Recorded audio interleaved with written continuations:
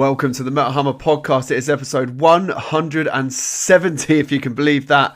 I am Mel from Metal Hammer. Hello out there, everybody. Don't forget that the latest issue of Metal Hammer is out right now. It is a world exclusive look inside the one and only Iowa, the album that made Slipknot the biggest band in metal. We have a world exclusive interview with the band, plus a ton of people around them that were there at the time for all the madness and chaos that coloured that part of Slipknot's story. It's an amazing interview, a great feature written by Danny Levers, and the issue comes with an exclusive Slipknot commemorative patch and an exclusive poster set. It's out in shops right now across the UK, or you can get it delivered to your door from tinyurl.com/gethammer. You don't want to miss out on this. If you love Slipknot, and Lord knows, why are you listening to this podcast if you don't love Slipknot, right?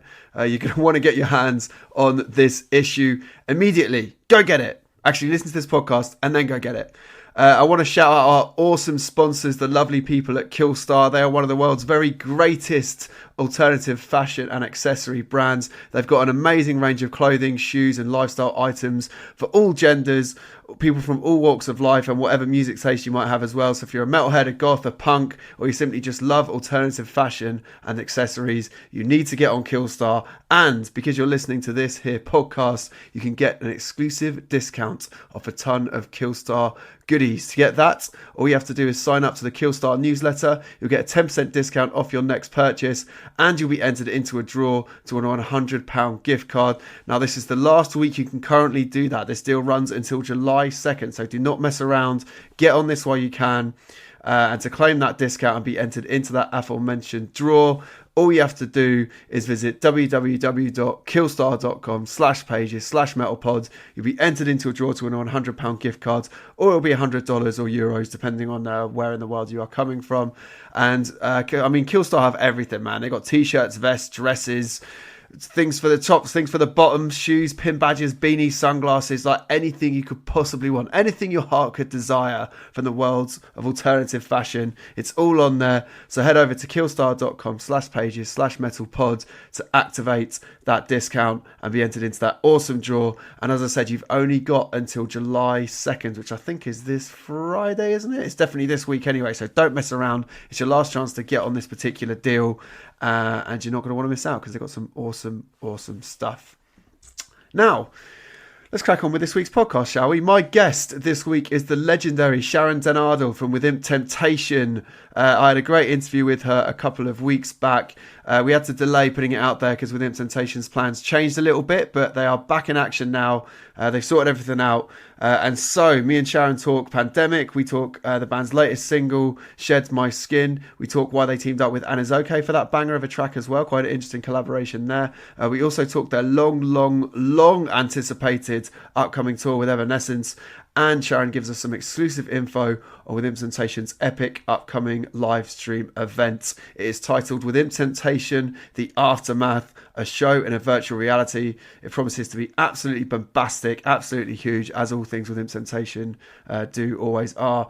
And it's going to be taking place July 15th and 16th. So it got delayed a little bit, hence this podcast running later than originally planned. But it's going to be happening over July 15th and 16th. You're not going to want to miss it. Go over to metalhammer.com to find out how you can get involved in this streaming event. It's going to be so huge, and you're definitely not going to want to miss it. And with that all said, I should probably let Sharon do some more of the talking now. So I'm going to hand straight over to me and Sharon. We did this interview a couple of weeks back, and it is a good one. Enjoy. I'm here with Sharon. How are you doing today, Sharon? I'm fine, thank you. How are you? I am very, very good indeed. It's weird because the last time we spoke was in May 2020, I just worked out. And it was right near the start of the pandemic. And we're still here and the pandemic is still rolling on. Yeah, very, it very is, surreal. unfortunately. How's life kind of been for you since we last spoke generally? Well, actually very creative. You know, been trying new things, writing new songs, of course. We had a lot of time on our hands, so we thought let's use it wisely and bring up some new stuff. And we did. So that's the main thing that we've done. And of course, also enjoyed other things in life that we normally don't have time for. So that's always good. Yeah. Stuff like that. Yeah, of course. I mean, last year you talked about wanting to get into a groove of releasing a new song every few months, something to kind of keep things rolling. And you mentioned especially giving the fans something to enjoy from Within Temptation. Obviously, we got Entertain You. Then a few months later, we got The Purge. Those felt like two very different songs tonally. Like how are you actually kind of writing these days? Are you writing songs in batches and then just slow releasing them, or do you regroup when you've got an idea and you bring tracks together one at a time? How's the process kind of work for you right now? It's actually every time a little bit different, because the first time we sat down, we had like 3 songs written, which actually had Entertain You on it and 2 other songs. One song is going to be a B-side track. The other song is one we're going to release after Shed My Skin. And that's still from the batch that we wrote the first time, like together with Entertain You. And The Purge was a new song that came along along the way, with just a one-off. So it's also when you're lucky to have a lot of inspiration and the right feel for a song. And we just felt like, okay, if there's a song that we really like, we're going to release it. And Entertain You was the first one we really liked, and then The Purge. And so now Shed My Skin is another one-off, actually. So it's different every time.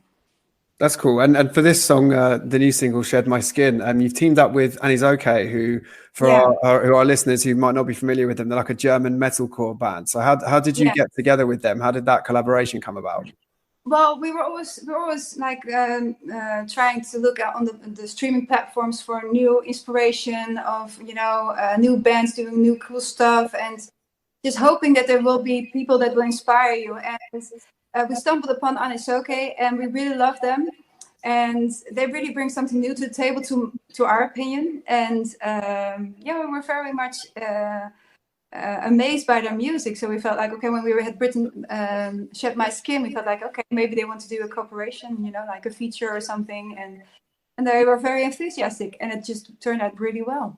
That's awesome. I mean, what can you tell us about the song? We're obviously going to hear it in a little while. It's not quite out there yet, but like I said, every song you've released in this era felt like it's been a bit of an evolution, something a bit different, something that stands alone by itself. So, what can you tell us about Shed My Skin?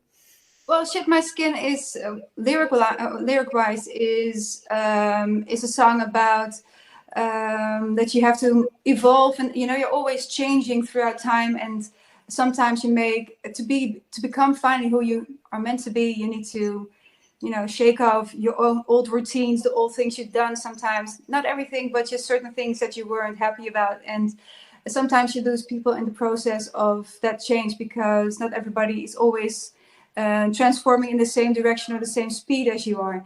And but it's necessary to be who you want to be, or who you think you are supposed to be in life.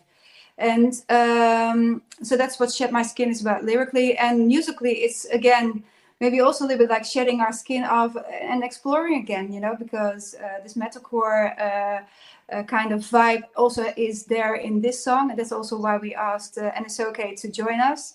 And while we're flirting with that kind of vibe of music, which is very inspirational to us at the moment, we felt like, okay, it's a little bit exploring again, and with that also shaking a little bit off what we are in a way. But the basic things that we are as a band are always there. Of course, you can't change like 180 degrees or something. So it's you'll always be what you are in a way still, but still you're trying to change color a little bit.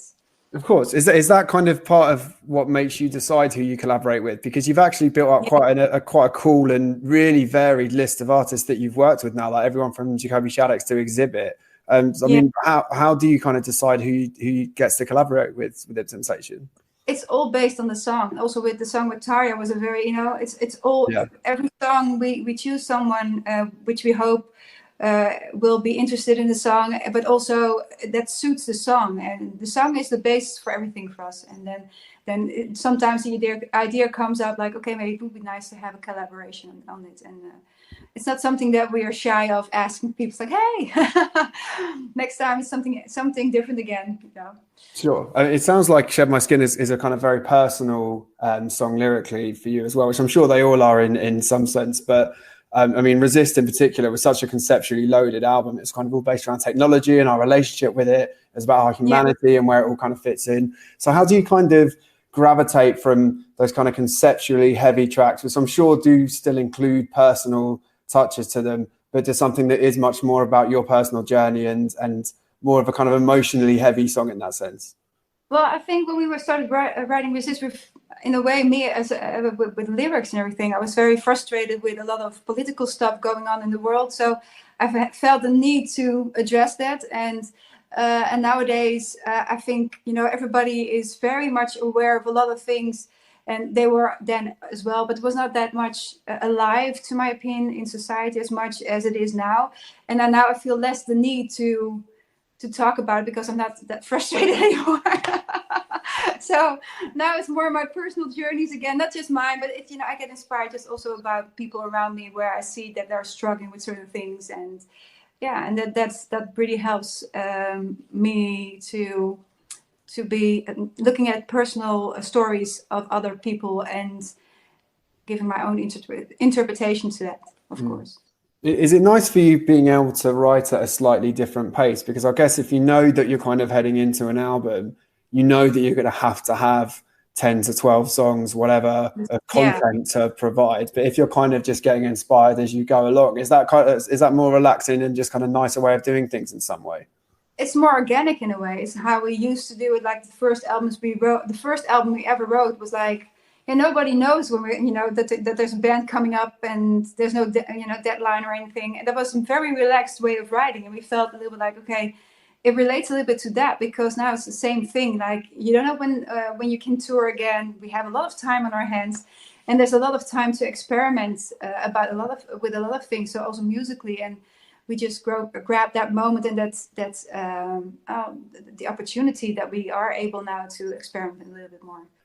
One thing that did strike me is that we've obviously had over a year of streams now, and we've seen a lot of metal bands and rock bands really pushing the envelope when it comes to kind of putting on an immersive streaming experience. And in some ways, I was almost surprised that Within Temptation weren't one of the bands to come straight out and kind of push forward with that, because you've always been such a visual band, your shows, your imagery, your videos. Why did you decide not to kind of step into streaming up until this point? Well, because the technology was still behind a little bit. The things that we wanted to do is not just like an acoustic show, which is very nice as well, of course, but it's not what we wanted, because we've done that. And we wanted to do, if we do something, we want to, like you said, it needs to fit with the image that people have of us as a band. So a lot of visual stuff. And it was the first time that the guy who developed this whole project with us is one of the guys who made Supernova, the Supernova video. And he came with a program which you are able to do real live effects of a live show. So we have multiple cameras going around from every side. We have different worlds that we have created. So it's not just a very static thing, but a very dynamic thing, which almost gives a real life feel that you have when you see a real life show. Of course, it's still from a screen. That's the only difficult thing, of course, we can't take away, but it has a real life effect kind of thing. We have a light engineer designing this show for us. So It gets in a virtual reality, in a virtual world. So that is very different from what we've seen so far on the internet. And so it's a very new thing. And so far, I think we're the first ones to do it in this way, because there's so many ways to do it in different ways. And they all have some charm to it. But this was something that we felt like this really suits us as a band, because we want that epicness still, and we've always liked the big decors, like you said, and with virtual reality, the max is the limit. Actually, there's no limit. That's what we like to hear. I mean, what can you kind of tell us about some of the aesthetics and the things we can maybe hope or expect to see? I mean, the event is described as taking place in a post-apocalyptic setting, quite sci-fi heavy, which is interesting. As I said, that Resist had some of that vibe in it as well. You haven't really got the chance to properly take Resist out on the road in a lot of territories, in fact, which is crazy. So is this going to be conceptually an extension of the Resist era, or is it going to be kind of its own thing, or is it pointing to where you might go next? No. It's more on its own thing. It's like a project. It's like just a story on its own. And but it is a coincidence that it does fit with Resist, but it's also coming from our own influences, things that inspire us. So it's maybe also a natural natural next step. Yeah, that makes sense. Has it been fun for you to get involved in something like this? Because I imagine even someone who has so many things going on that you've created and been part of and produced in the band so far. I imagine there must have been some new things you got to learn to help put this together.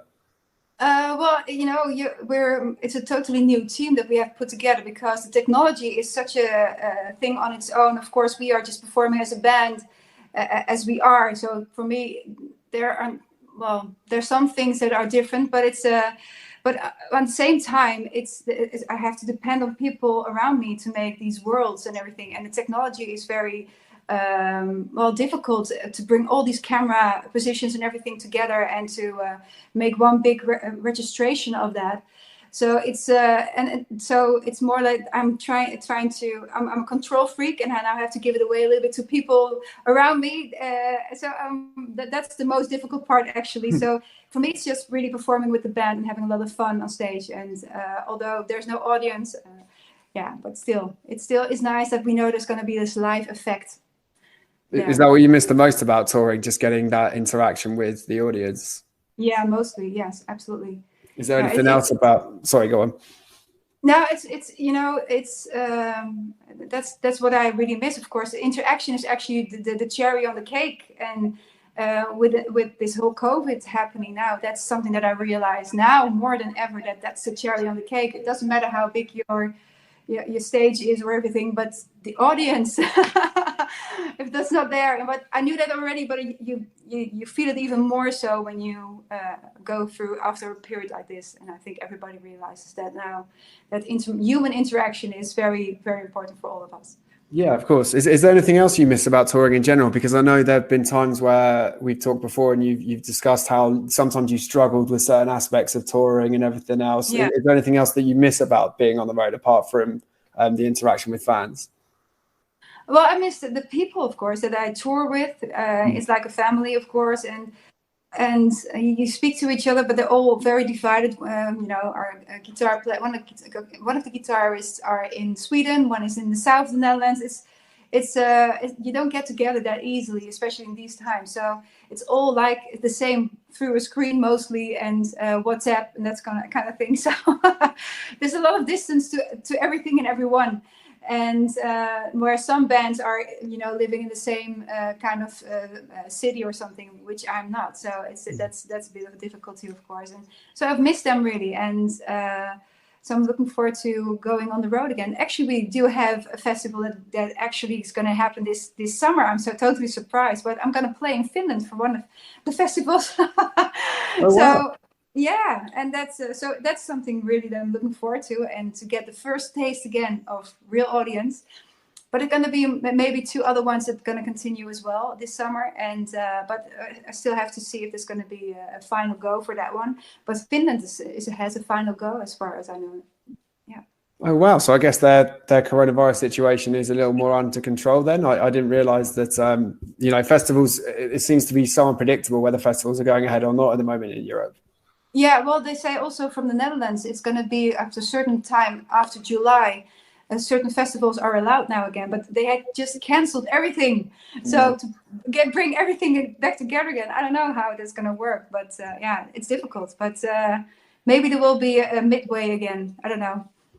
I mean, you talked about how during the pandemic you've been able to kind of appreciate certain things that you didn't appreciate so much before, didn't get time to appreciate before, maybe because you're on the road all the time. Is there certain things that you think you or just bands in general might struggle with in terms of having to click back into that touring cycle, because it's just been so long for everyone that it's been 2 years.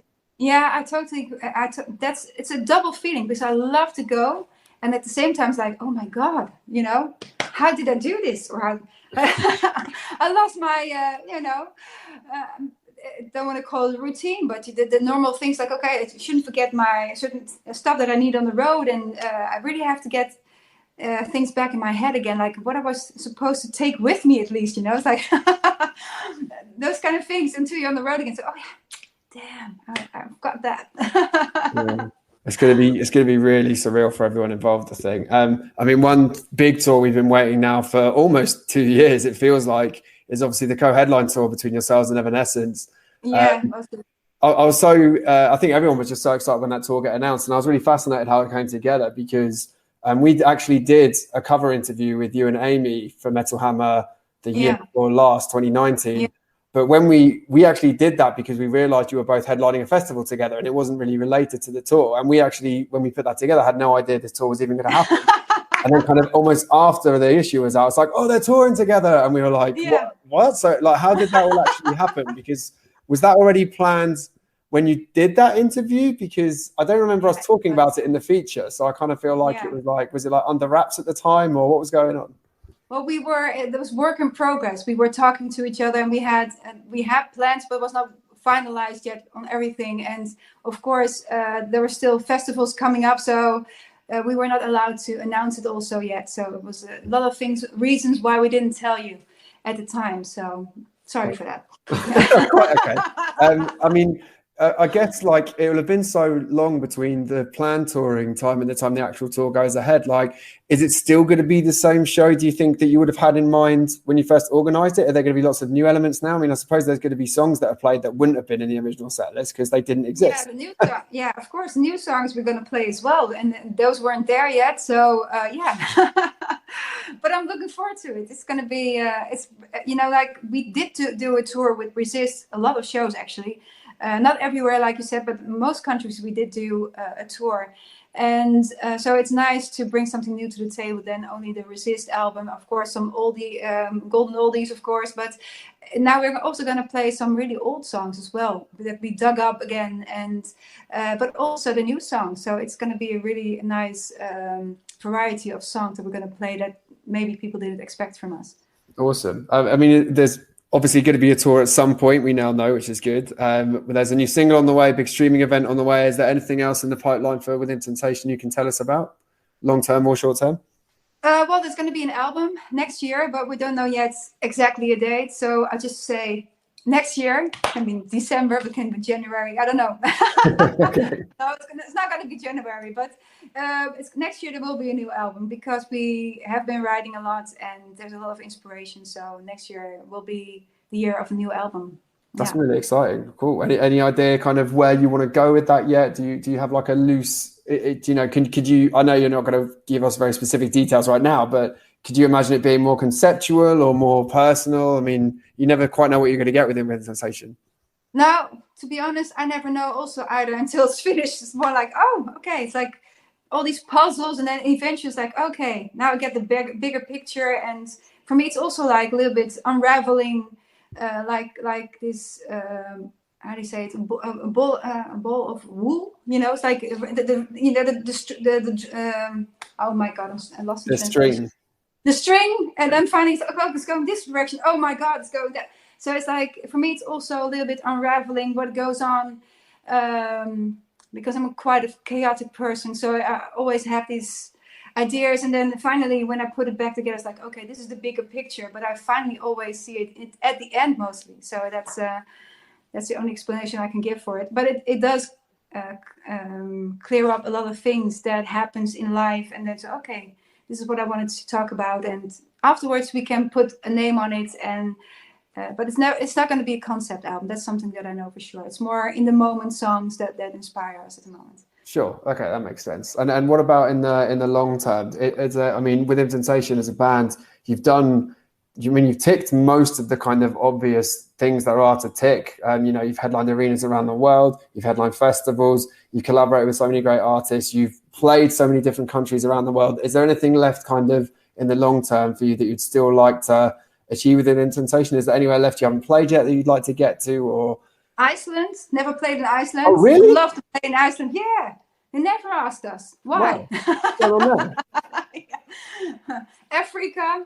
Never been to Africa. Well, I have been to Africa, but not for a show. Okay. No, there are many places where we still can go, which are maybe not the obvious one because they're not in the roots of the shows that we're doing, but yeah, there's still many things that I'm longing for or excited about or want to go to one day with the band. All right, that is it for me and Sharon. Thanks very much for joining us, Sharon. We always appreciate it. We appreciate you with In Temptation, The Aftermath, a show in a virtual reality. One of the biggest live streaming events of 2021 is going to be going down July 15th and 16th. Do not miss out. All the details over at metalhammer.com right now. And don't forget to go and visit our lovely sponsors over at Killstar. And this is your last opportunity to get that exclusive discount and be entered into that £100 prize draw. To do that, go to killstar.com/pages/metal pods and get stuck into some awesome Killstar merch. We will be back on the Metal Hub podcast next week. Don't forget to go pick up the latest issue as well. It is a banger. And yeah, look after yourselves and we'll see you in a week. Goodbye, everybody.